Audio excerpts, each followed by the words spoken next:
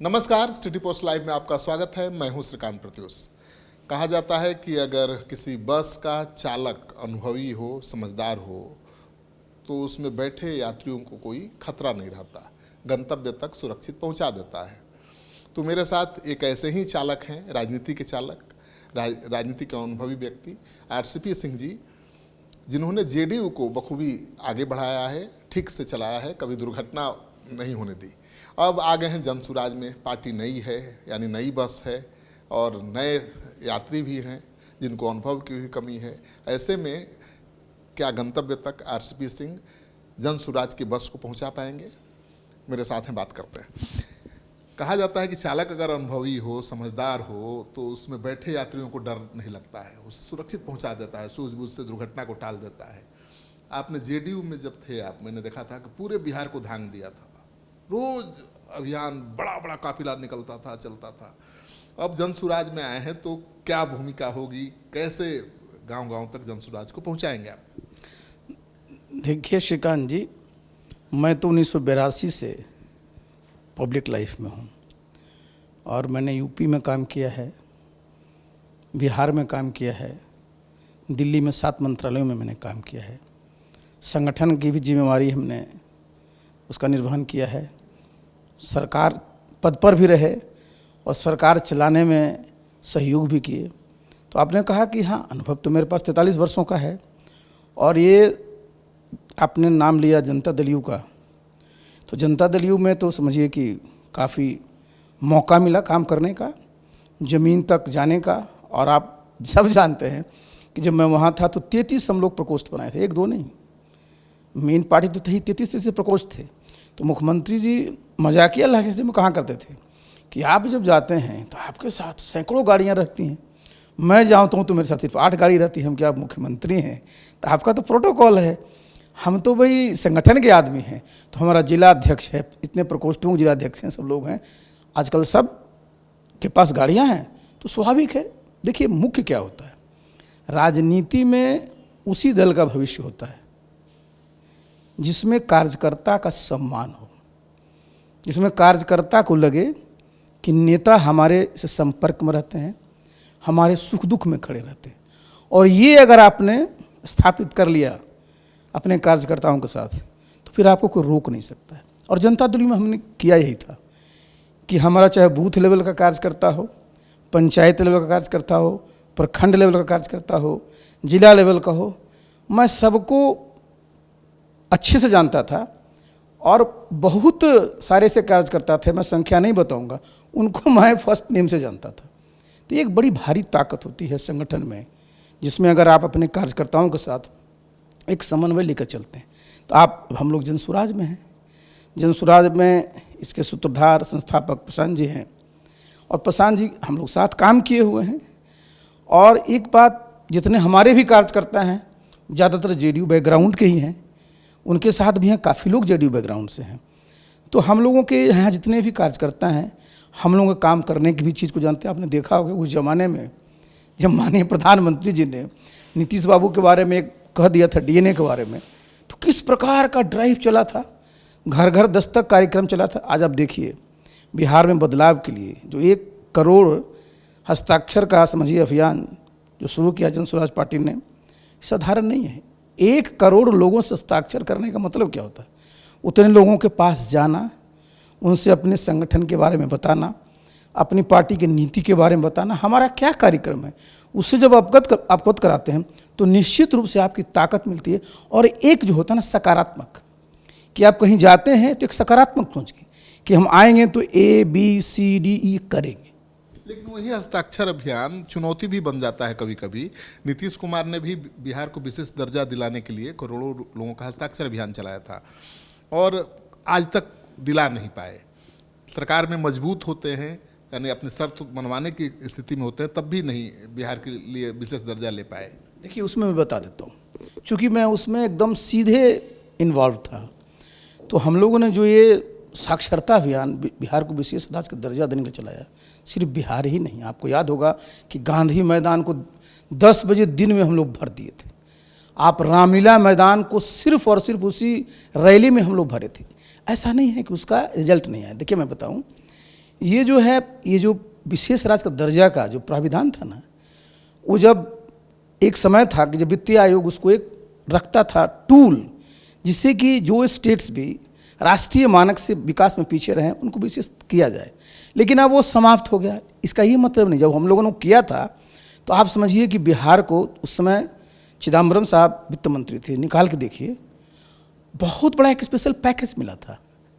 हम लोग देखिए विशेष राज्य के दर्जा का, उसमें क्या होता था कि आपको भाई इंडस्ट्री लगाने में आपको इनकम टैक्स का और भी डायरेक्ट टैक्सेस का रिबेट मिलेगा, आप जो भी वहाँ सेंटर से मिलेगा तो 90% उसमें जो होता है एड होता है।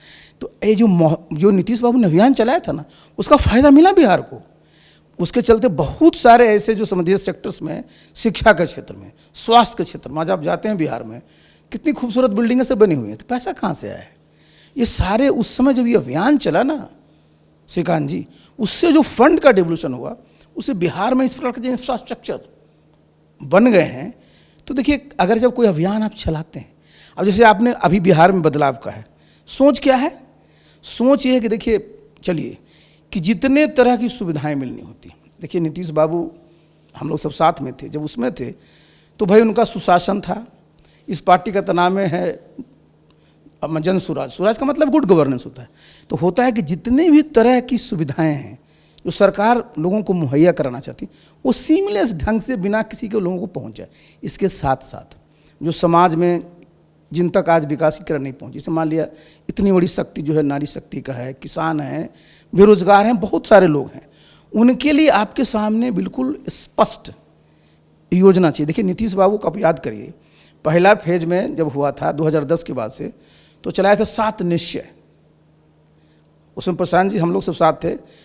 ये 7 निश्चय कोई बोलेगा नहीं, लेकिन ये फैक्ट है कि इसकी पहली जो है ना शुरुआत प्रशांत जी ने की थी। हम लोग सब बैठे थे कि साहब हम लोग कुछ लेके जाना चाहिए, तो बोले क्या लेके जाना चाहिए? तो 7 निश्चय। आप याद करिए जब दोबारा मुख्यमंत्री जी बने तो 7 निश्चय पार्ट 2 किए, मतलब आपको उसके आगे चलना है।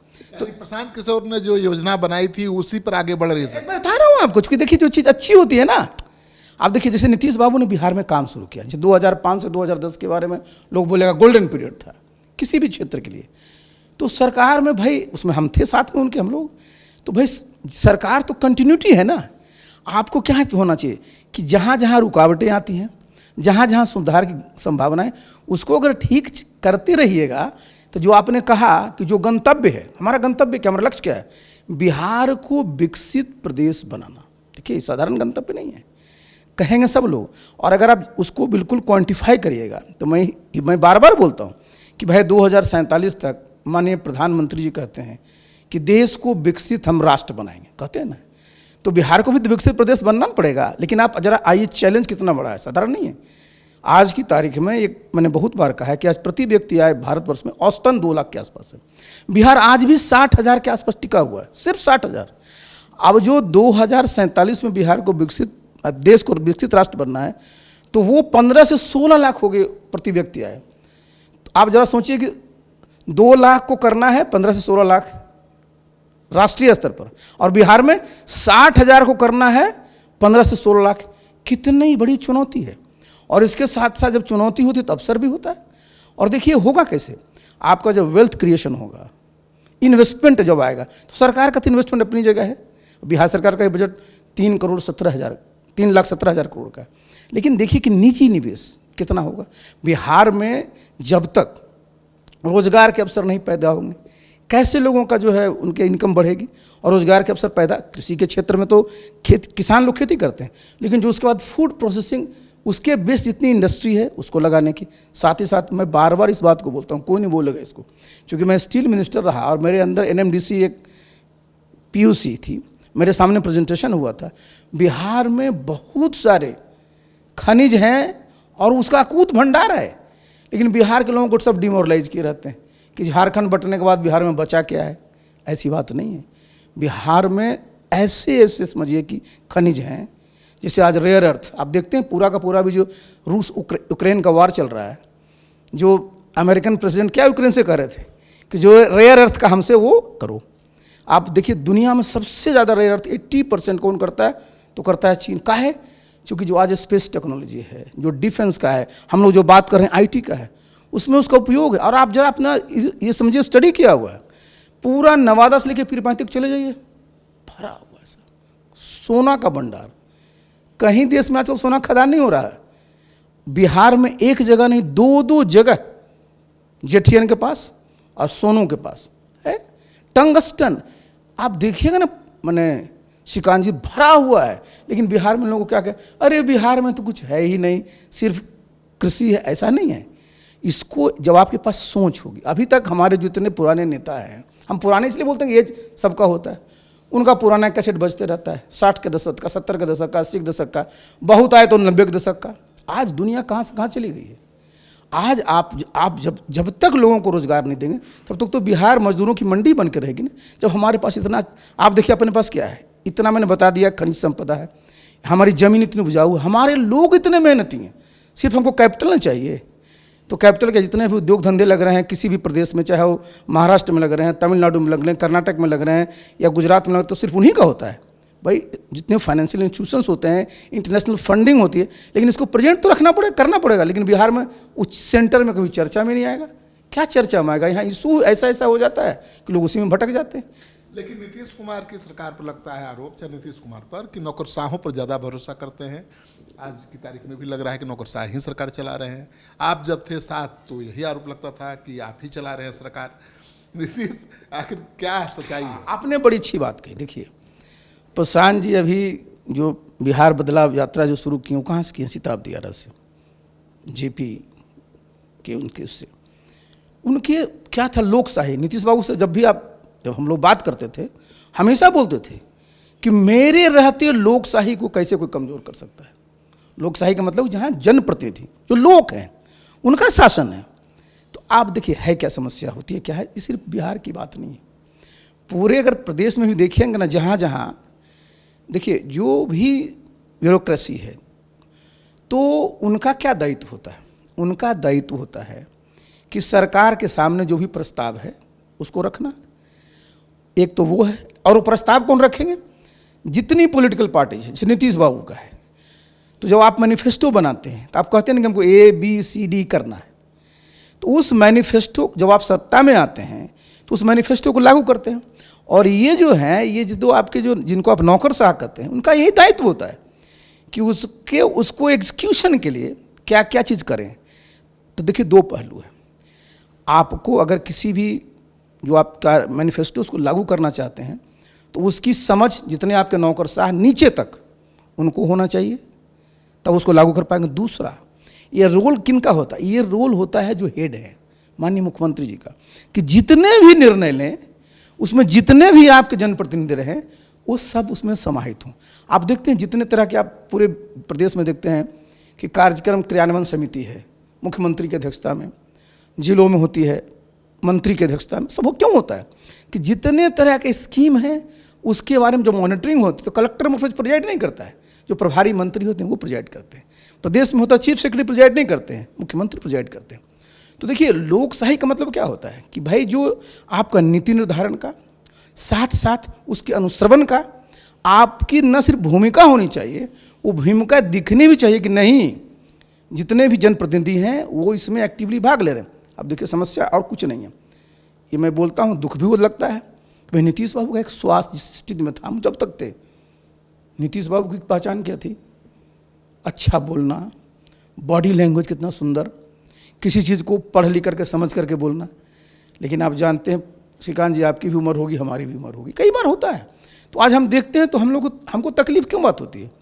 देखिए जो उनकी स्थिति थी ना, उनके नियंत्रण में नहीं है। जब नियंत्रण में नहीं रहेगा तो चलाएगा कौन?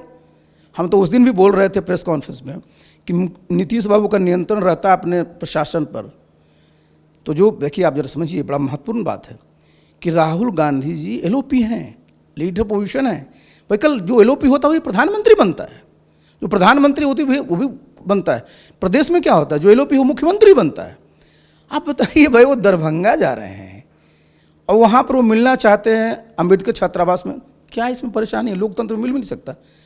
और सबसे हमको खराब क्या लगता है कि आप कलेक्टर को सामने कर देते हैं, कलेक्टर जो है बदकुच्चन करने लगता है, ये अच्छा नहीं लगता है। आप देखिए प्रशांत जी गए कल्याण विभाग, उसके पहले प्रशांत जी कितने बार कल्याण विभाग जा चुके हैं, हम लोग कितने बार जा चुके हैं। अब भाई वहाँ उनका जो डीएसपी है और एसडीओ है वो प्रशांत जी से उलझ रहा है। ये तो नीतीश कुमार का निर्देश नहीं होगा। देखिए मैं बता रहा हूँ, क्या ही मैं बता रहा हूँ कि नीतीश बाबू का नियंत्रण रहता है तो ये सब सीन आपको देखने को नहीं मिलेगा। इसी में लोग जो कहते हैं कि अब नीतीश बाबू का कोई कंट्रोल नहीं है, कौन चला रहा है मैं नहीं जानता। नीतीश जी होते तो क्या होता, मतलब खुद डिसीजन उनका। आपको मैं बता दूं, मैंने उस दिन भी बोला था, मैं इस बात को फिर रिपीट करना चाहूँ। मैं उदाहरण देता हूँ, कंग साहब चीफ सेक्रेटरी थे उस जमाने में, आप याद करिए। माले के लोगों की रैली थी गांधी मैदान में। कंग साहब आए, मुख्यमंत्री से मिले कि सर ये लोग बड़े उस टाइप के हैं, इनको अनुमति देना सही नहीं, बड़ा तोड़ फोड़ करेंगे। नीतीश बाबू का स्वभाव है उनका, सुने। जब चले गए तो हमसे बोले कि रामचंद्र बाबू इनको कहिए कि न सिर्फ अनुमति देंगे, हम बिहार के मुख्यमंत्री हैं, हमारे वो लोग हैं, उनके ग्रीवांश से उसको रखना चाहते हैं गांधी मैदान में, तो अनुमति तो दे ही, साथ साथ गर्मी का महीना है, उनके लिए पेयजल की व्यवस्था कर दें, टैंकर लगा दें। ये नीतीश बाबू भाई आप जान लीजिए, अगर रैलियां नहीं होती, संघर्ष सड़क पर, तो नीतीश बाबू होते। लोग जेपी मूवमेंट से आए ना, हमारी तरह तो आईएएस के रूट से आए नहीं है। नीतीश कुमार का ये तो विचार बड़ा नेक था, लोकतांत्रिक परंपरा के अनुकूल था। तो इसलिए मैं बता रहा हूँ ना कि वो ये बताता हूँ, ये दिखाता है कि उनका कोई नियंत्रण नहीं बच गया। जब वो नियंत्रण नहीं है, सरकार तो चल ही रही है, तो इसलिए कौन चला रहा है तो उसका क्या इम्पैक्ट आएगा, कहाँ चला जाएगा, कोई जिम्मेवारी किसी के लिए कोई लेता ही नहीं। भद्दी किसकी पिटती है? सरकार कौन चल रहा है? बीजेपी चला रही है, नौकरशाह चला रहे हैं? देखिए मैं फिर बता रहा हूँ, दस्तखत तो मुख्यमंत्री जी का ही होता है। जब तक वो मुख्यमंत्री, दस्तखत उन्हीं का है, जो भी फ़ोन करेगा तो उन्हीं का नाम लेके फ़ोन करेगा।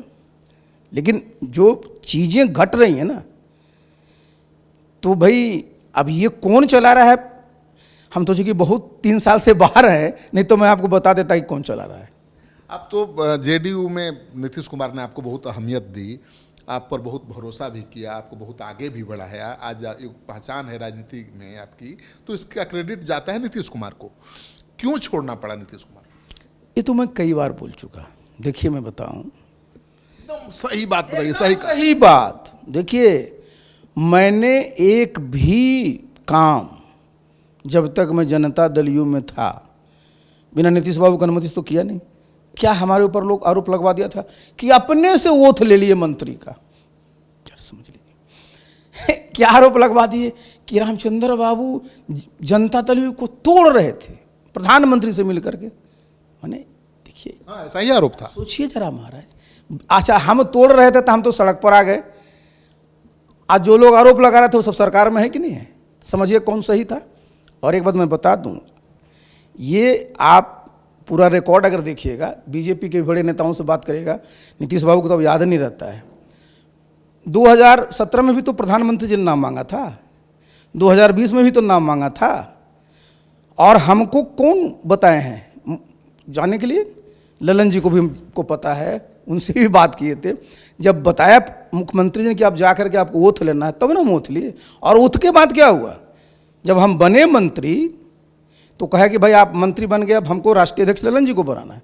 तो आप जरा जो उसमें एक एग्जीक्यूटिव कमेटी बैठक उसमें देख लीजिए कि सब में क्या बोला है कि मेरे कार्यकाल के बारे में बोला, सब बोला। मैं मंत्री बना, टेलीफोन पर बधाई दिए, क्या करने लगा अपने से? तो बताइए, भारत सरकार को कोई मंत्री अपने से बन सकता है? तो जो इस तरह की गलतफहमियाँ जो होता है ना भाई, अब ये मैं नहीं कहता कि मैं तो रोज रहता नहीं था, मैं मंत्री था तो अपना काम में रहता था। तो हमने अपने तरफ से, श्रीकांत जी, मेरे मन में किसी प्रकार का अफसोस क्यों नहीं है, क्योंकि मैंने कभी एक बार भी मेरे मन में, लेकिन अब कौन उनको क्या कहा, आप सुने ऐसा कि जिस दल का एमपी मिनिस्टर हो, उस दल का उस प्रदेश में बहुमत तो टिकट कटता है जी। हिंदुस्तान में कोई आपको एक भी एग्जाम्पल नहीं मिलेगा। हमको उससे भी कोई चिंता नहीं थी, लेकिन आप उसके बाद का कहानी तो कितने बार हो चुका है। तो अब देखिए सवाल क्या होता है ना, कि एक बार फिर मैं बता दूं कि भाई जहाँ भी अगर आप अनावश्यक रूप से अनावश्यक तरफ के लोगों को भटकाने की कोशिश करिएगा, तो समय जाते ही ना सब पता चल जाता है कि सच्चाई क्या है। तो जो लोग ये कह रहे थे कि आरसीपी सिंह बीजेपी जेडीयू को छोड़ के बीजेपी में कर रहे थे, आज तो सब लोग वही हैं जी। नीतीश कुमार जी को डरा करके आपको अलग कर दिया गया। नीतीश बाबू को कोई नहीं डरा सकता, ये मैं बता दूं। हाँ, लेकिन मैं इधर देखता हूँ कि भाई उनका जो एक तरह से जो नियंत्रण है थोड़ा कमा तो था। अब किस परिस्थिति, हम पहले जब था उनके साथ तो मैं तो रोज़ उनसे मिलता था, और जब मैं मंत्री हुआ तो भाई मैं जब पटना था तभी ना मैं मिलता था। और हमारी जो लास्ट भेंट उनसे थी, लास्ट भेंट भी है आज की तारीख में 27 मई 2022 में, उसके बाद कभी भेंट नहीं है। 1.5 घंटे हमारी बात हुई। 29 तारीख को मेरा टिकट कटा, 30 तारीख को एक प्रोग्राम था, हम गिरिराज सिंह थे, उसके बाद हमारी कभी भेंट ही नहीं है। तो इसलिए अच्छा, मुझे देखिए, मुझे अफसोस होता कि अगर मैं कोई किसी प्रकार का, अगर हमने उनके साथ जो कहते हैं ना, उनके बिना सोच के कोई काम किया तो मुझे अफसोस होता। हमको देखिए, हम क्यों अंदर से मजबूत हैं? क्योंकि भाई हमने कोई ऐसा काम नहीं किया, हमने कोई ऐसा निर्णय नीतीश बाबू से नहीं निलवाया जो कि आगे गलत सिद्ध हुआ। तो इसलिए देखिए, हमारे मन में न कुछ था। आज भी मैं बता दूं, नीतीश बाबू के प्रति तो मेरा बता रहे हैं तो हाँ, अब लेकिन हम बोलेंगे ना, जो चीज़ स्थिति तो बोलना तो पड़ेगा कि जिस प्रकार की घटनाएं घट रही है। तो देखिए, एक समय होता है, सबका समय होता है। आप ज़्यादा बोलेंगे नीतीश जी के खिलाफ तो आपके खिलाफ भी तो कार्रवाई हो सकती है। कहा जा रहा है कि पुराने मामलों को फिर से उठाया जा रहा है, जांच होगा। सुनिए महाराज, हम एक जांच फेस किए हैं, सुन लीजिए, मैं बता दूं। मैं यूपी में भी था तो मैं सब टॉप पोस्ट पर रहता था, तो सबको लगता है कि यही है। और जितने लोग हमको जानते हैं वो भी जानते हैं कि भाई कोची। देखिए, ये सब चीज़ों का, देखिए, ये कौन ये सब करता है? ये सब वो करता है जिसका फ्रेम ही वही रहता है, जिसकी नेगेटिव सोच ही रहती है। हमारा फ्रेम ही वो नहीं। अच्छा, हमारा वो फ्रेम रहता है श्रीकांत जी, हम गांव के स्कूल से पढ़ करके जी पटना में पढ़ करके हम IAS कर गए। हम लोग कोई कोचिंग किए थे क्या? हम लोग टाइम में आरक्षण था क्या? ऐसा नहीं है। लेकिन अब विंडिक्टिव एक्शन हो, सरकार कार्रवाई करे तो मुसीबत तो बढ़ेगी ना। सुनिए, हम सरकार में तो इतने वर्ष रहे हैं जी, ऐसा थोड़े है। आप तो जानते भी हैं सरकार कैसे परेशान करती है। सुनिए, जो परेशान करता है ना किसी को, खुद परेशान होता है। देखिए, सरकार में आप आते हैं जनता की सेवा करने के लिए, समझे कि नहीं?